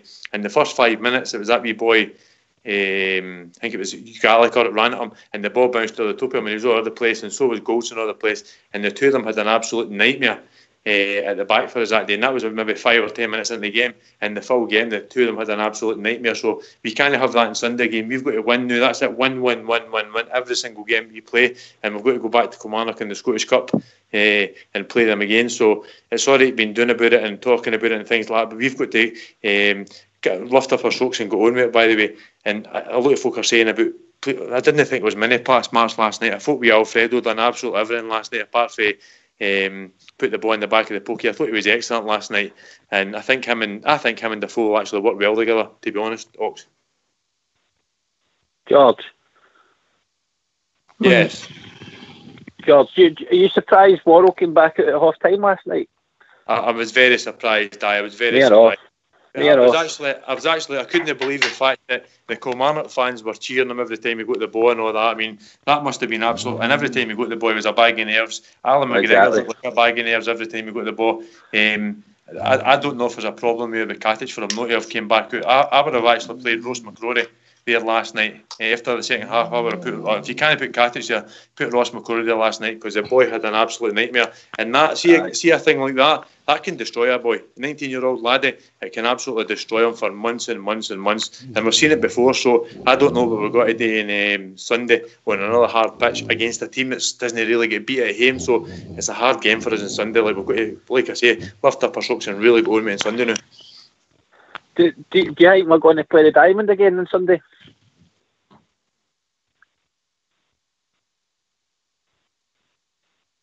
If that's for me, that's a good question. I hope not. No.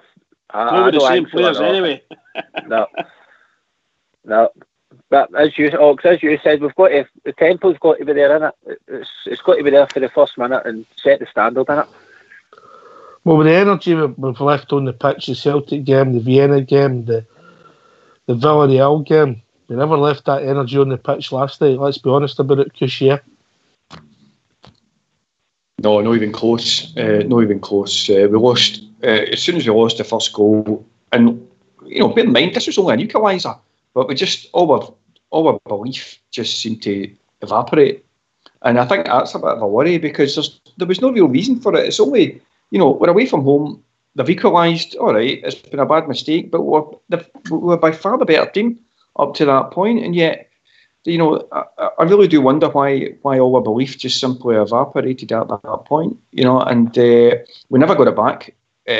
And when Kilmarnock always looked as if they were likely to nick one at some stage, because teams always get one chance, in at least in one half. So I'm not, there's a kind of fundamental question for me as to why a team that should have been riding high after the Celtic result, were our joint top of the league, yet we lose an equaliser, and all the belief simply evaporates out of the team. That was, for me, it was pretty shocking.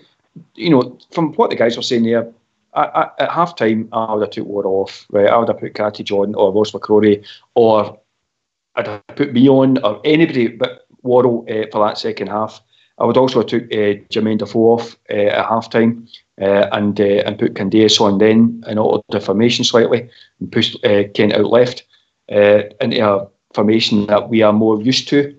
But it didn't. Gerrard didn't do either of those things, and that for me, whether Gerrard is talking to his tactics man, or whether he's talking to Gary McAllister, or whether he's making his own decisions, and just touching on that point, it kind of surprises me that a manager that has won the Champions League and his assistant manager has won the UEFA Cup are talking to a guy with a clipboard about tactics against Kilmarnock when it's blatantly obvious to the man in the street what has to be done. That for me just kind of raises some questions, frankly speaking. But there we go. But I would have. Worrell, for me, wouldn't have come out the second half, and I'd had Candace on after 45 minutes and taken Jermaine Defoe off and try and spread the game a little bit and get Candace's work rate and pressing game that he does against defences on as soon as possible, rather than giving the guy what was it, 20 minutes he got at the end of the game. I always feel sorry for subs coming on with 20 minutes to go, because they're asking, you've got to get 10 minutes to get warmed up and get into the game in the first place. So you're asking for miracles. Disappointing night all round. A weird formation, a weird team selection, and for me, just substitutions that happened far too late in the game, and were the wrong substitutions, particularly one of them. That was a good shout you made there, Cushy, about swapping over Defoe for Candace, and you could have changed it back to 4-3-3 and let the boys go on with it, and because we play with a bit better pace, a bit faster in general, with good wide man on the right, so that was not a bad shout there. Well, I was screaming at the telly for that to happen, and my boys are looking at me when I'm doing it, and you're literally, and I know the telly can't hear me, and I know Steven Gerrard can't hear me through the telly, but I'm still shouting at the telly to tell me to do this, but it fell on deaf ears. But again, are you trying to tell me you weren't alone? Are you trying to tell me a guy that's won the Champions League can't make his own decision about his tactics and has to turn to a clipboard? Right, I'm not sure I'm on board with that, frankly speaking. Or we can't turn to Gary McAllister, another international, and a guy that's won the UEFA Cup to Liverpool. The two of them can't have a look at that game and say, Jermaine Defoe isn't really playing all that well. Let's put Daniel Candace on and go for a 4-3-3. You try to tell me this guy can't do that? They've got to turn to somebody else.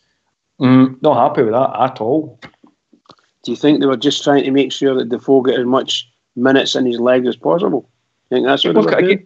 No, we've got a game to win. Jermaine Defoe get games in his legs against Cowdenbeath.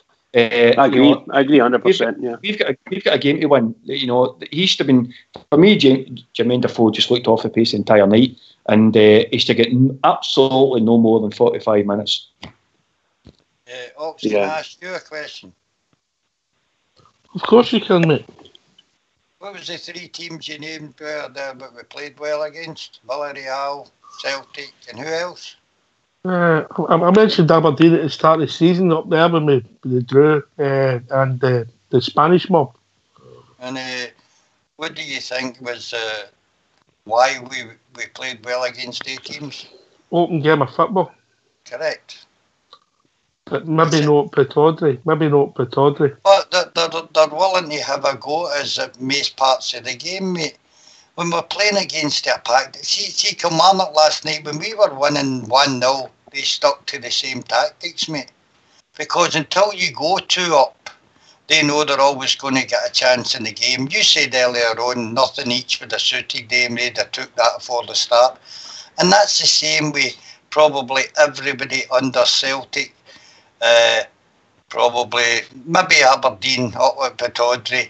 Everybody else is going to put 8 men behind the ball. They don't care if they go 1-0 down, because they stick to the same tactics that they'll always get a chance in the game to maybe get an equaliser, or in some games the winner. And we've talked all night, but nobody's come up with a solution yet why we can't play against the smaller teams. That's how we had a good run in Europe. Open games of football, the tactics are spot on, and we play better than we play in the Scottish Premier League. But once we've not solved the problem at Ibrox, how to beat a packed defence, and until we do that, we'll win a couple of games and then lose one, win a couple of games and then lose one, and that's the way we'll go in all season until we solve this problem. Sorry, you come, mate. Fox, I totally agree with you. Again, I think that's down to the movement and how quick we play. We've got to move teams about, because if we're going just knocking the ball side to side, all their 2 backs or 4 are going, right, we'll move this way together. And they're happy with that, aren't they? We've got to be better. Aye, without a doubt, that's the way I see it, mate. We'll probably struggle against Livingston at the weekend, because they'll have the same tactic, mate. If they go 1-0 doing it, doesn't bother them. No, that's it. We've got to go and get the second and the third and kill the game off, haven't we? And then what they normally do is, because their players aren't putting a lot of physical effort into the game, in the last 15 minutes they come out and they have a go to try and steal the game or get an equaliser. That's the way they all play. Now the manager knows it, all our fans know it. How can we not solve the problem, so? Well, that's that. You would think, just movement, playing quicker, get their midfield and their backline moved about, and hopefully we can get the gaps and then behind them, But we're too slow, side to side, and as I said, their 2 backs are 4. We'll move one side together and then the next, and they're happy with that, aren't they? Should we be, if we go 1 up, so should we then just sit back and force them to come out instead of going hell for leather for the second? Because I don't think so, Fox. They know how we're going to play. Unfortunately, being Rangers, you're expected to attack for 90 minutes. And these managers know that. And they know they'll always get a chance with a misplaced pass, somebody making a mistake, a free kick or a set piece of some sort. They'll get a chance. And that's the way they're going to keep playing against us, mate. We need to solve the problem of beating the pack defence. Yeah. See what you're saying there, folks. You're saying about somebody said earlier on, in fact, I think it was you that said earlier on about these teams are coming out and they're expecting a draw against. If they get a draw, that's absolutely fine. There's Camino, and you were bang on what you're saying about the way you're going to train and tactics. Camino start doing the same. Camino start going out to these games against Kilmarnock, against Livingston, and trying to get them to break us down.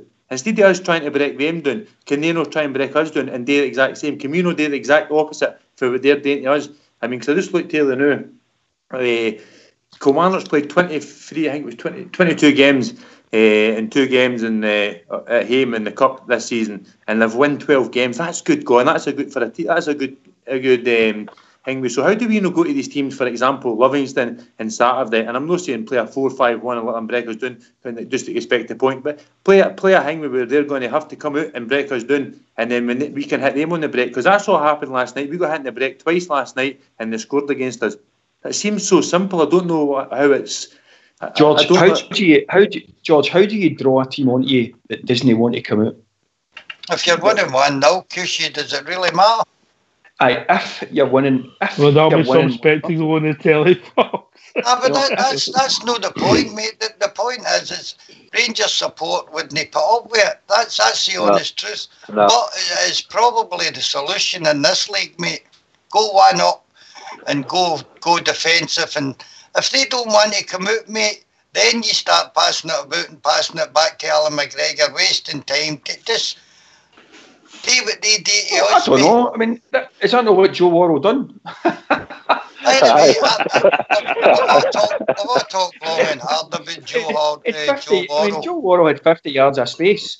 Do you know? I mean, let's be honest. He had 50 yards of space. He took all the time in the world that he'd done it. Is that, and waited until somebody came and actually tackled him. So, apart from the entire team dropping back into its own half and starting and playing keep ball, and maybe you're right. Maybe that is something that we go 1-0 up away from home, and we should start treating it like a tough away tie, and everybody drops back into their own half, and we just start playing keep ball. And then if Kilmarnock don't come out, then they don't come out. They'll not get the ball, and that's it. But I still don't think you can legislate for the scale of our errors last night, regardless of whether you've got 11 men behind the ball or not.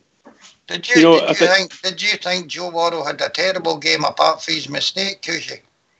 I thought actually he was playing really well until his mistake. I thought he was winning everything. And then I thought he was doing really well until his mistake, and then after he made his mistake, it just looked as if all the confidence had evaporated out of him.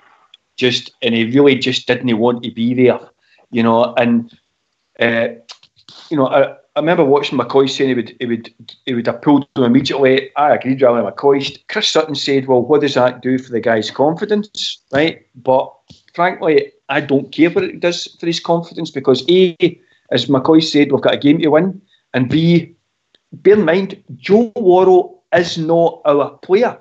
If Joe Worrell's confidence is shot, I could not give a monkey's. It's Katic's confidence that I don't want to be shot. I could bring in Katic quite happily, right, or Goldson quite happily and play them. Joe Worrell could go back to Nottingham, for me, the worst player in the world, and it would not bother me one iota. So Joe Worrell's confidence is not our issue. Joe Worrell's confidence is Nottingham Forest's issue. And as far as I'm concerned, he could go back to Forest a broken man, right? All I want us to do is our central defence not to make the schoolboy error that he made. So if Katic made the same, would you expect him to be treated like that as well, although he just makes an error? No, wait a minute. He's our player. One's a loan that we've drafted in, right? But one is a guy that we paid £2 million for. If Katic makes that mistake, you still drop him, right? But you say, unlucky mate, there's ways of treating it in the background. Right, but you've got to remember, folks. One of those guys is a Rangers player, right? He is a Rangers player when he signs for his own loan, mate. Wait, he's not a Forest player. He's a Nottingham Forest player. He's made it very clear. No, you can't have Forest. Right? He's made it clear, right? What I would say is, right, let's park that now. Right? What I would say is that I would have treated them both, given the fact that. Given the error that they made. So if Katic had made that error, right, I would still have pulled him off and put somebody else on, right? Because it looked like, after that, Joe Worrell just looked like Bambi for the rest of that game, right? But, there's ways of treating your player after that. For me, I don't understand why Katic is constantly on the sidelines for a start, right? I just don't get that, given the fact that he is actually our player. And I don't see he is markedly a poorer player than Joe Worrell, for example, right? But, for me, I would treat both those, certainly if I was a manager, I'd be treating both those players differently because one's a Rangers player and one isn't he? Can I just say that, you know what Foxy was saying a minute ago? When we scored that goal, our first goal, we should have. I know we tried to go and Morelos hit the post, and we still tried to score. Personally speaking, I would have said, right, yeah, let's draw back and bring everybody back 10, 15 yards and play your defensive midfielder right in front of your centre backs inside your own half. And Richmond, let's see what they can do. Just saying that, Richmond, I think you're just saying that because Fox just said it, right? And no, I'm saying I agree. Right? No. I agree with Fox. That's what I've always said. When you score a goal, you've got to pull back because your weakest point in the game is when the opposition score. When you score against them, because they'll come up for it. We should pull back. We should. We're quite a good defensive unit, or we have been, as we've proved in Europe a number of times. So we're not too bad that way. But we just wanted to keep attacking. Like, we're not going to take away, as you said, the mistakes were made, and that wouldn't matter whether we're a 10-man defence or a 2-man defence. Those mistakes were made, and there's nothing we can do about it. But I still think it would have taken the sting out of them. Personally speaking, it would have taken the sting out of them. I've watched us playing many, many moons ago some marvellous defensive games in Europe and Old Firm games, Aberdeen games, when we went one up and we just sat back and let them come at us, and we took the ball off them and broke up and watched Gaza scoring some fabulous goals from our defence, taking the ball and running with it and getting goals. We've watched them doing that because we were good at defending, and I think we weren't too bad, apart from the mistakes, of course. As a unit, we're not a bad defending side. So it's a good shout, because we're playing a tough team in a tough place, hard place to play. But no, the defence made the mistakes, and that's all there is to it in that way. I think it is a good shout. I think that actually is a good shout from Fox in terms of sitting back with that. But getting a Rangers team to do that and getting the fans on board with it, yeah, I know it's difficult. It's very difficult. I know.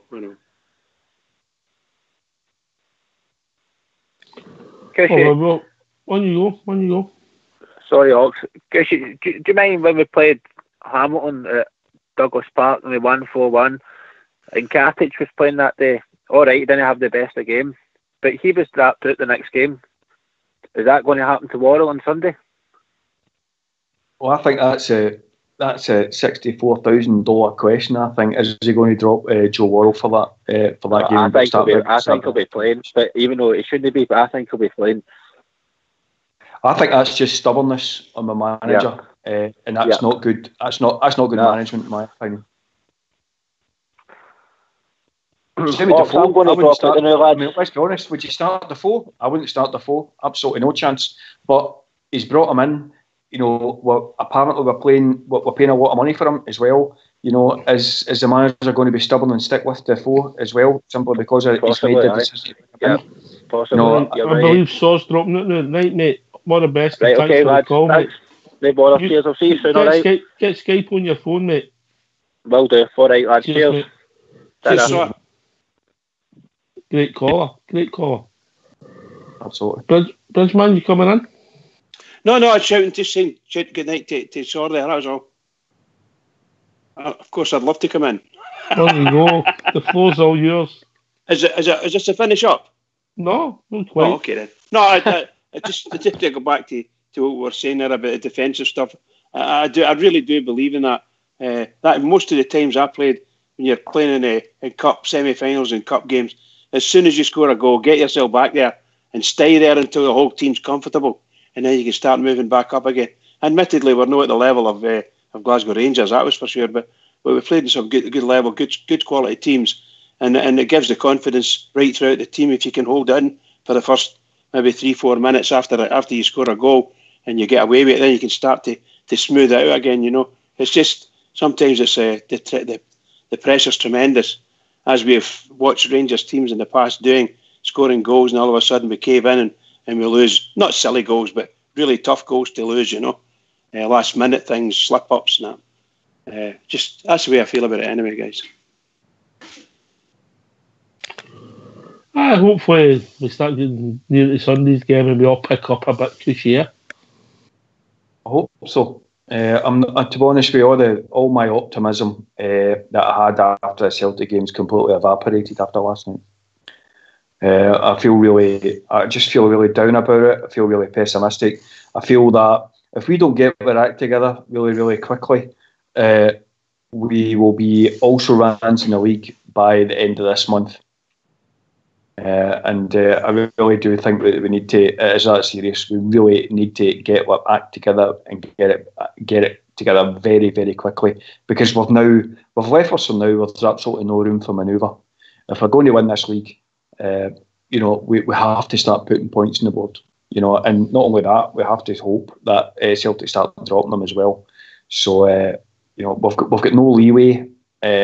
I'm not. The optimism I had is completely vanished. So the team just need to get their finger out. The management need to get their finger out, and we need to just start picking up points. Yeah, Bridgeman. Aye, one marvellous night again. Great discussions, and thanks to everybody for participation in them. It's really, really good stuff. I think that the game last night was a true 6-pointer in the greatest sense of the word, and we came out with nothing. So, unfortunately, they've matched ahead of us, and it's going to take, what Cushy just said a minute ago, it's going to take a major, major push from our club to get ourselves back online again.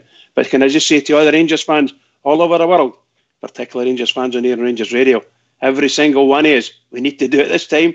We need to keep it going for the Rangers, because the Rangers need us. Can I thank everybody that's took the time to call in tonight? Yourself, Bridge, Cushy, Fox, George Logan, the one and only JFK, and of course the famous Blue Shadow. Also Jimmy on the phone, and Saw. And I've missed out a caller with another caller. Who was it? Come on, Bridge. Stevie. Oh, Big Stevie for the drum. How could I forget him? It's Big Stevie for the drum. Great caller, great positive bear. And a shout out to his mate the Craw. Hope he gets well soon. This has been Rangers Radio. We'll be back tomorrow night talking about all things Rangers, because this is by the people, for the people, because never forget, we are still the people.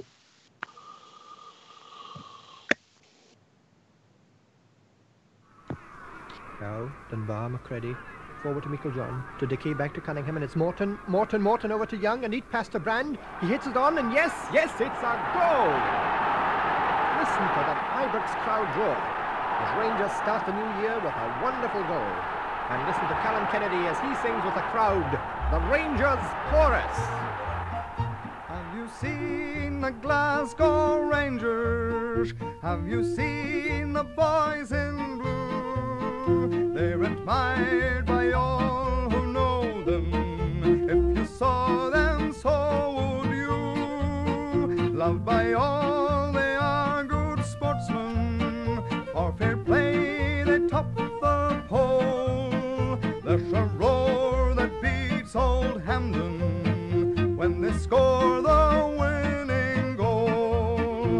On the slopes of dear old Ibrox, thousands gather for the fray, and they're glorious and victorious when the Rangers win the day. They have played way in Monaco, they have played in USA, but the greatest game in history is the game on New Year's Day.